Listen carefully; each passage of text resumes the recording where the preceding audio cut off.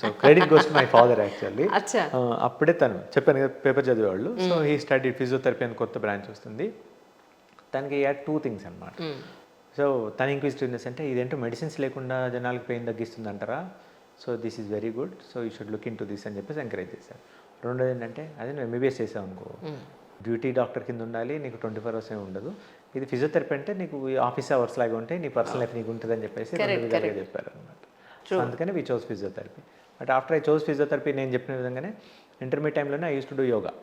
But నేను చూస్తుంటే అది అర్థమైంది, అరే ఈ ఎక్సర్సైజ్ అంతా కూడా this is so much science in behind all this and we're able to see exercise ప్రాపర్గా చేయించగలుగుతున్నా అంటే so many peoples lives are getting transform.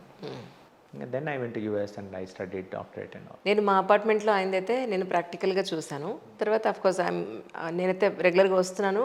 I know how it effects actually effective properly. అలా మాకు ఏదైనా ఒక real story ఏదైనా చెప్తారా ఫిజియోథెరపీతో అద్భుతాలు జరిగింది మీద? చాలా ఉన్నాయండి స్టోరీస్. సో రీసెంట్గా చెప్పాలంటే actually initial days when I came back ఒక అతనికి నీ పెయిన్ ఉండింది బాగా, మ్యారథాన్ చేసేవాడు పాపం, నీ పెయిన్ వచ్చింది.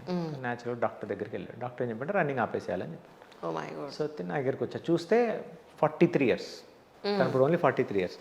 చూస్తే ఓన్లీ ప్రాబ్లం ఏంటంటే తనది పటర్లైజ్ not tracking properly, muscle weakness వల్ల. Okay. So then I told him okay if you listen to me 6 weeks నేను చెప్పిన ఎక్సర్సైజ్ రెగ్యులర్గా చేస్తే I'll put you back to running అని చెప్పాను.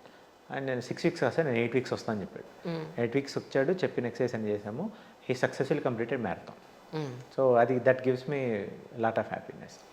అలాగే 3 years బ్యాక్ ఓ పేషెంట్ వచ్చాడు, మామూలుగా డిస్క్ ఎంఆర్ఐ తీస్తే చాలా కంప్రెస్ అయిపోయింది. ఆయన వచ్చి సర్జరీ చేయించుకోండి సార్ నేను యాక్చువల్లీ చూశాను. నేను 5 cases మామూలు యూఎస్లో కూడా చూశాను. చూసి ఐ టోల్డ్ హిమ్ మేము ఫిజియోథెరపీ చేపిస్తామండి, మాకు ఏం ప్రాబ్లం లేదు, మీరు రండి, కానీ సర్జరీ చేయించుకుంటే బెటర్ అని నేను కూడా సర్జరీ అనే చెప్పాను. బట్ తనేమన్నాడు అంటే లేదు సార్ నా సర్జరీ అసలు వద్దు చేయించుకుంటా అంటే నేను చెప్పాను చేస్తామండి, బట్ తగ్గేదాకా ఒప్పుకుండాలి. మీరు ఏం చేశాను కరెక్ట్గా 10 రోజులు ఆగానే వచ్చి డాక్టర్ గారు ఇంకెంతకాలం అంటారు. ఈ క్వశ్చన్స్ విని ఉన్నా నేను అని చెప్పాను. సో తను హీ వాజ్ వెరీ డిటర్మైండ్ అండి, మంచిగా డిటర్మైండ్ చేసుకుని he successfully completed hour course for he took almost for 4 months తీసుకున్నాడు. తన own business jewellery business, relative goes to jewellery shop, మంచిగా కూర్చుంటాడు వితౌట్ ఎనీ ప్రాబ్లం. అప్పటికి ఎంఆర్ఐ చూసి నాకు గుర్తొస్తాను అనిపిస్తుంది, అందరికి అదే చెప్తాను, మీకు డిటర్మినేషన్ ఉందా you will be very much glad to help you అని చెప్పేసి. అండ్ సిమిలర్ థింగ్ ఇంకొక పేషెంట్ కూడా అంతే, సర్జరీ కోసం వచ్చాడు, నెక్ పెయిన్ పేషెంట్.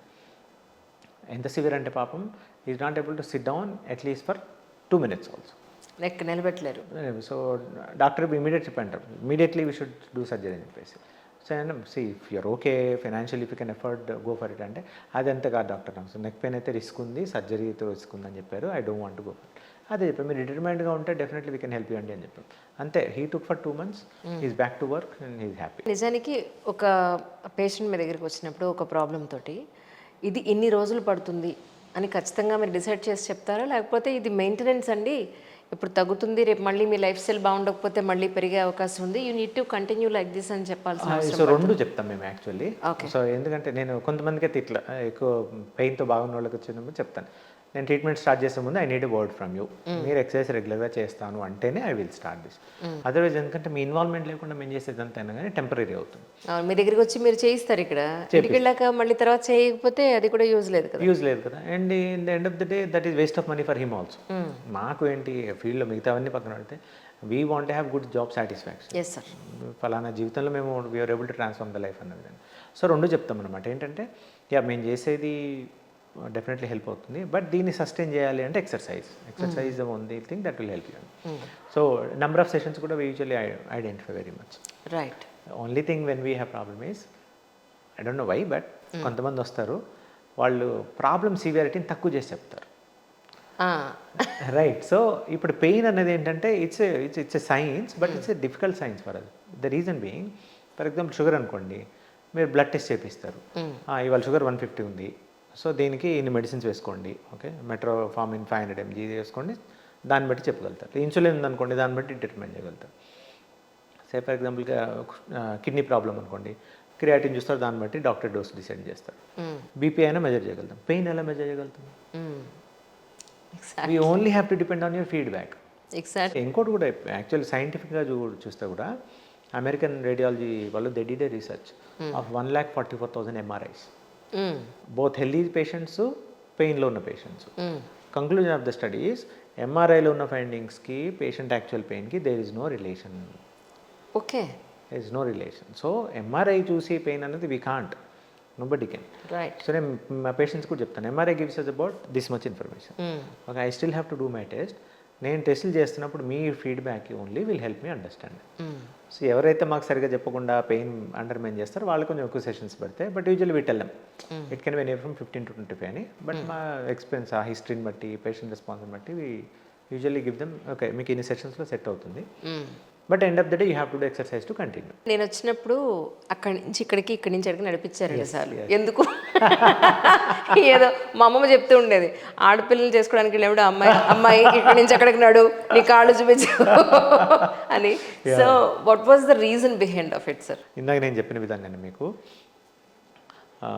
షుగర్ ఉన్న వాళ్ళకి బ్లడ్ షుగరు, HbA1c ఎలా అయితే ఇండికేటర్సో, ఎవరైతే ప్రాబ్లమ్స్ ఉన్న వాళ్ళు మా దగ్గరికి వస్తారో మాకు నడకలో 50% ప్రాబ్లమ్స్ అర్థమైపోతాయి. ఓకే. సో అది దాన్ని చూడడానికి you have to have eye for it. అందుకనే every patient I make sure I study their gait. అది చూస్తే తెలిసిపోతుంది మనకి. సో అది ఎందుకు అంటే starting from the way how you're landing with your foot, పాదం ఎలా పడుతుంది, ఏ యాంగిల్లో పడుతుంది, మోకాలు ఎంత బెండ్ అవుతుంది, తర్వాత నెక్ ఏ పొజిషన్లో ఉంది, హ్యాండ్స్ ఏ పొజిషన్లో ఉంది, దీన్ని బట్టి మాకు చాలా ఇన్ఫర్మేషన్ వస్తుంది. సో అందుకని కొంతమంది చెప్పిన వాళ్ళు కూడా చెప్తా ఉంటారు మీకు ఇంతకుముందు ఈ పెయిన్ ఉంది కదా అని మాకు అర్థమైపోతుంది యాక్చువల్లీ. సో అందుకని that is the reason we look in to the gate. Because మీరు ఏం చేసినా చెప్పినా నడవడం అనేది ఇంపార్టెంట్. సో నడవడంలో ఎక్కడైతే మీకు కాంపెన్సేషన్స్ అవుతున్నాయో దాని ప్రకారం కొంతమందికి బ్యాక్ పెయిన్ వస్తుంది, కొంతమంది పెయిన్ వస్తుంది. ఆ గేట్ అన్నది మాకు ఫండమెంటల్ బేసిస్ అనమాట. సో వీళ్ళ బాడీలో ఇది వీక్ లింక్ అని అర్థం చేసుకోవడానికి అక్కడి నుంచి తీసుకెళ్తాం. ఓకే. కానీ నిజానికి ప్రతి మనిషికి రైట్లో ఉండే స్ట్రెంగ్త్ లెఫ్ట్లో ఉండదు, లెఫ్ట్లో ఉండే స్ట్రెంగ్త్ రైట్లో ఉండదు అని అంటారు. రెండు వైపులా కూడా ఏది సమానంగా ఉండదు అని చెప్తారు. Is it right sir? True, very true, very true. ఎందుకంటే నేను ఇందా మీరు చెప్పిన విధంగా our brain is already has its own algorithms. So it is the most artificial intelligence మనం ఇప్పుడు మాట్లాడుతాం. ఆర్టిఫిషియల్ బ్రెయిన్లో already is there. So particularly when it comes to ఈ మసిల్స్కి కానీ జాయింట్స్కి కానీ కండరాలు వీటన్నిటికి కూడా ఏంటంటే మీ అలవాటుని బట్టి మీరు కూర్చునే దాన్ని బట్టి ఏది యూజ్ చేసుకోవాలి అన్నది అది ఇమీడియట్గా యూజ్ చేసేసుకుని నడుస్తూనే ఉంటుంది. సో అలవాట్లు అన్నది ఆ కాంపెన్సేటరీ ప్యాటర్న్స్ అన్నది అబ్జర్వ్ చేయడానికి you need a therapist. But otherwise రెండు సైడ్లు ఎవరికి ఈక్వల్గా ఉండవు. రైట్. కానీ సార్ ఆర్థరైటిస్ వచ్చిన వాళ్ళకి సో మనకి ఫిజియోథెరపీ ఎంతవరకు ఉపయోగపడుతుంది అంటే ఏం చెప్తారు? చాలా మంచిగా ఉపయోగపడుతుంది. ఆర్థరైటిస్ అన్నది అరుగుదల కదండి. ఫిజియోథెరపీ చాలా హెల్ప్ అవుతుంది, రెండు విధాలుగా హెల్ప్ అవుతుంది. ఆర్థరైటిస్లో కూడా గ్రేడ్స్ ఉంటాయి అనమాట. Grade 1, grade 2, grade 3, grade 4. So arthritis మామూలుగా మనం నీ జాయింట్ గురించి మాట్లాడుకున్నాం అనుకోండి, ఆ బోన్స్ పైన మనకి లేయర్ ఉంటుంది, దాన్ని మనం కార్టిలేజ్ అంటాం. అరిగిపోయింది అనేది కూడా ఈ కార్టిలేజ్. సో ఎందుకంటే బోన్ టచ్ అయితే చాలా హార్బుల్ పెయిన్ వస్తుంది. అవి 4th స్టేజ్కి వచ్చినప్పుడు యూజువల్లీ సర్జరీ అని చెప్తాం. సో ఒకవేళ సర్జరీకి వెళ్ళే పనే ఉందనుకోండి, అప్పుడు కూడా ఫిజియోథెరపీ 2 రకాలు ఉంటుంది. Pre operative physiotherapy, post operative physiotherapy. Pre operative physiotherapy goal ఏంటి అంటే మనకు ఆపరేషన్కి ముందు ఆపరేషన్ వాళ్ళు జాయింట్ ఓపెన్ చేయడానికి ఇన్సిజన్ చేయాలి కదండి. ఆ ఇన్సిజన్ చేసేది పెద్ద మసిల్. సో మనకి ఆపరేషన్ చేయకన్నా ముందే దాంట్లో చాలా మంచి స్ట్రెంత్ ఉందనుకోండి, ఆపరేషన్ అయ్యాక మీకు నొప్పి తక్కువ ఉంటుంది, ప్లస్ రికవరీ టైం ఫాస్ట్గా ఉంటుంది. సర్జన్కి that's a very good outcome అనమాట. తను ఫాస్ట్గా రికవర్ అవుతారు, నొప్పి తక్కువ ఉంటుంది. సో అందుకని ప్రీ ఆపరేటివ్గా ఫిజియోథెరపీ చేస్తాం. పోస్ట్ ఆపరేటివ్ కూడా ఫిజియోథెరపీ చాలా అవసరం. సో అందుకని ఇప్పుడు ఎవ్రీ సర్జన్ కూడా వాళ్ళ ఓన్గా they have their own team of physiotherapist. వాళ్ళని పంపిస్తారు. సో మామూలు పేషెంట్స్ కూడా ఏంటంటే నొప్పితో ఆ నొప్పి తట్టుకోలేకే చాలామంది సర్జరీ అవాయిడ్ చేద్దాం అనుకుంటారు. బట్ ఫిజియోథెరపీతోనే మీకు సర్జరీకి for example you spend 2 lakhs spend చేశారు and you take a big risk. Surgery వెళ్ళడం is not a small thing కదండి. It's like second life more or less, right? So అంత చేసిన వాళ్ళు ఫిజియోథెరపీ చేసుకుంటేనే you will get the best out of it. ఎందుకంటే మీకు joint replacement ఏంటి, కొత్త జాయింట్ పెట్టారు. ఆ కొత్త జాయింట్ బాడీలో అలవాటు అయ్యేదాకా ఫ్లెక్సిబిలిటీకి దానికి ఫిజియోథెరపీ చాలా ఇంపార్టెంట్. కరెక్ట్. అండ్ ఇప్పుడు 1 study is going on actually యూఎస్లో. ఏంటంటే నేను ఇందాక చెప్పిన విధంగా మూమెంట్స్ మసిల్స్ ఏవైతే సరిగ్గా ఫైర్ అవ్వట్లేదో దానివల్ల ఆర్థరైటిస్ వస్తుంది. So they are doing a very longitudinal study అంటారు. ఒక గ్రూప్ ఆఫ్ పీపుల్ని తీసుకుని వాళ్ళ లైఫ్లో వీళ్ళ మొత్తం మసిల్స్ అని మనం సరిగా పెట్టేసి at the end of 30 years వీళ్ళకి ఆర్థరైటిస్ వస్తుందా రాదా. సో మనము ఎక్సర్సైజ్ సరిగ్గా చేయడం వల్ల ఫ్యూచర్ ఆర్థరైటిస్ని కూడా ప్రివెంట్ చేయొచ్చు అనే విధంగా దే ఆర్ డూయింగ్ స్టడీ. ఆ రిజల్ట్స్ వస్తాయి ఇంకో ఫ్యూ మోర్ ఇయర్స్ పడతాయి.